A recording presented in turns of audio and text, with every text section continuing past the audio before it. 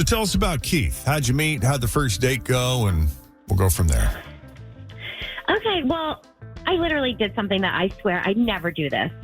So I was out for St. Patrick's Day over the weekend, and we were at Molly Malone's, and he totally just picked me up. I was just out with my girlfriends, and we were out drinking, and I didn't have any plans to go home with anybody.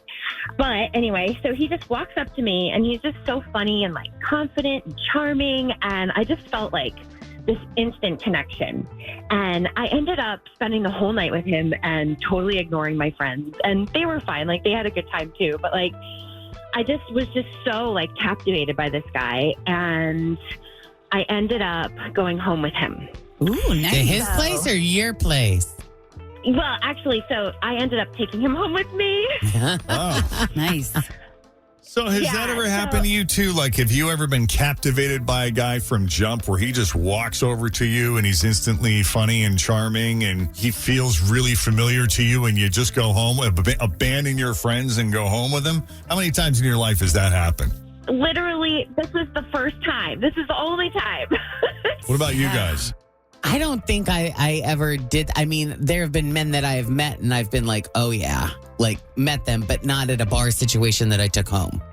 Yeah, I mean, I wouldn't say anybody that I was familiar with. I would say that I was probably drunk and in love at first sight. Mm-hmm. Well, it was St. Patrick's Day. Yeah, that's why I'm but not to the point where I'm boyfriend material. I have to go home with them, Yeah. So we just had the best time. I mean, everything at my place was just amazing. And honestly, you guys, I've just never felt this way about somebody. I mean, the chemistry was just so intense. And I just I can't stop thinking about him. And the whole time I was just oh my God, this is it. This is the way it's supposed to feel. This is an experience that I have never had before. Wow. It was so special. Yeah. And I felt he felt the same. And in the morning, he took a shower. And then when he left, he was okay. I was oh, call me. And I was just being playful, oh, hey, call me. And he was oh yeah, for sure. And now it's been 3 days and I haven't heard back from him. And I've texted him.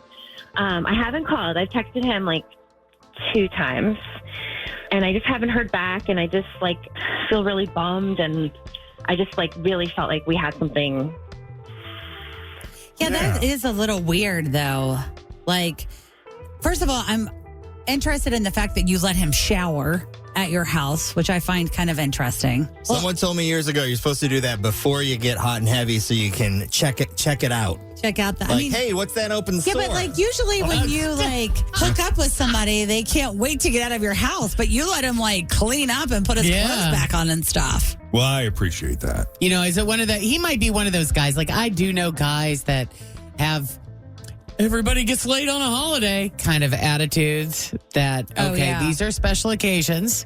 And on these special occasions, regardless of the holiday, whether it's Halloween, 4th of July, Labor Day, Memorial Day. Someone's wedding. Weddings can fall into that category that, It's the rules. It's the rule. That's what you do. Maybe he's one of those guys. I hope not. I mean, I just I got this vibe off of him. It was just it was just the two of us. We just had this, we just talked to each other the whole time when we were at the bar. I mean, it was just so intense. I just have never felt like that before. Well, he's very good, obviously. Mm-hmm. Smooth. Yeah. We're going to take a break. When we come back, Molly Malone's on St. Patrick's Day. They were all there, and this guy, talk about confidence, walked up to her, introduced himself, charmed her, made her laugh, ended up going home with her to her house. She said the chemistry was so intense. She let him shower in her apartment. And when it was all over and he was leaving, she said, you're going to call me, right? Or something to that effect. And he was like, oh, yeah, for sure. For sure. You said 3 days had passed and you hadn't heard from him, so you sent him a couple of texts and still nothing, and here we are. Yeah, I'm still just trying to wrap my brain around it. Me too, because this guy moved fast. He also vanished. Maybe, I have a lot of theories, but I can't wait to talk to him. Yeah, me too. Okay, let's call him up.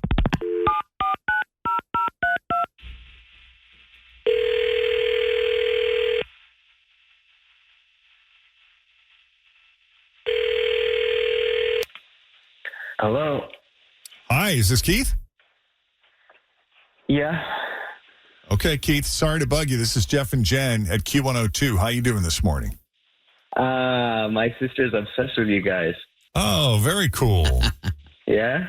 Is your sister a big fan of Second Date Update? Yeah, my sister's a huge fan. I wonder how she'll feel when she hears her brother on Second Date Update. Let me guess, you guys are calling about Molly Malone's girl? Molly Malone's girl. Do you know her first name, Keith? Yeah, Brooke. Oh, that's pretty good. Good. But that's how she's in the phone. Brooke, Molly Malone's girl. And that is not Fritch criticizing you because she had multiple. Oh, yeah, she I did the still same do. thing. Holy Grail. Right. West Side. Yeah, that's exactly what she saved in my phone as. So what do you think of Brooke? She sounds nice. Do you agree? Yeah, definitely.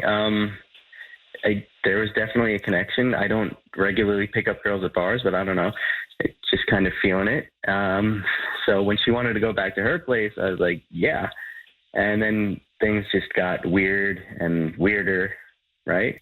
How? Because she didn't say it was. She said the chemistry was really intense, and you guys seem to be hitting it off. Yeah, it was. So it's St. Patrick's Day, right? And apparently she's a fan.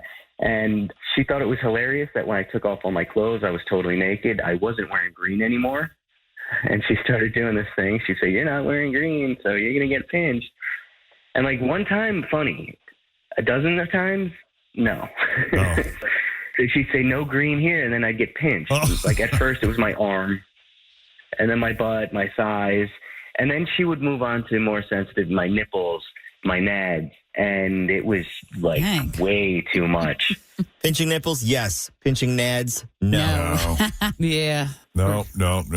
Yeah, I mean, I really liked her, but it got really annoying and really distracting. Yeah. Did you tell her to stop? Yeah, but it was like funny, playful. It just kept, but then it wouldn't stop. She just kept going.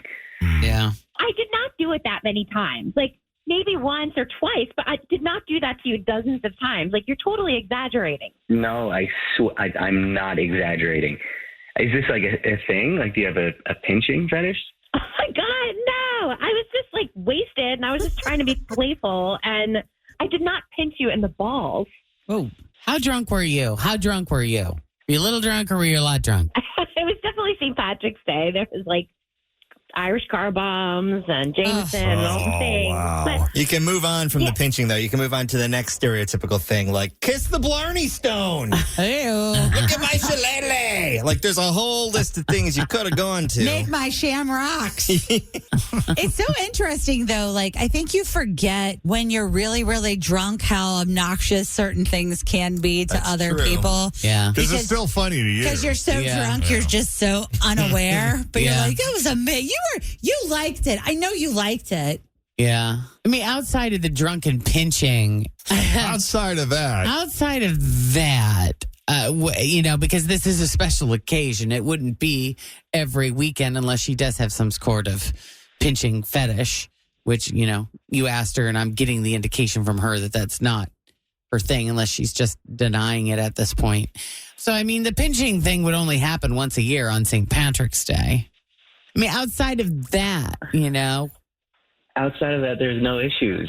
It was scary how good it's like how natural it felt. So could you set that aside and just write that off as a silly St. Patrick's Day drunken excuse and give it another whirl? if she promises not to pinch you again.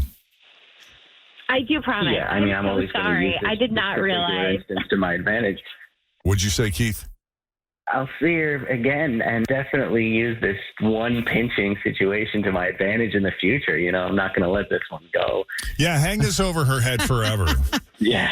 I will tell you, I have an aunt who loves to tell the story about the first date she had with my uncle because it was on St. Patrick's Day and he was a car guy and he had just gotten a brand new truck and she got totally wasted and puked all over the inside of his truck. Nice. And couldn't On believe a first date? on their very first date. It was on St. Patrick's Day, and she could not believe that he let it slide and went out with her again, and they ended up married. Same. Yeah, Wow. yeah. So somebody's puking in my car, I'd be like, you better never call me again. I think I'd rather get pinched than puked on. Wow, totally. Yeah. Yeah.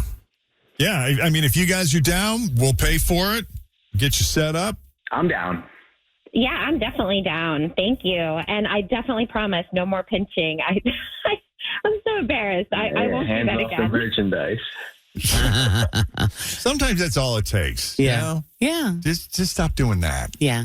All right, then we'll set it up with Brooke. Keith, you'll be hearing from her shortly with all the details, and we appreciate you taking the call. Please give our best to your sister. Thank her for being a fan, Will do. and thank you for coming on Second Date Update. Looking forward to it. All right. Me too. Have a great rest of your day. All right.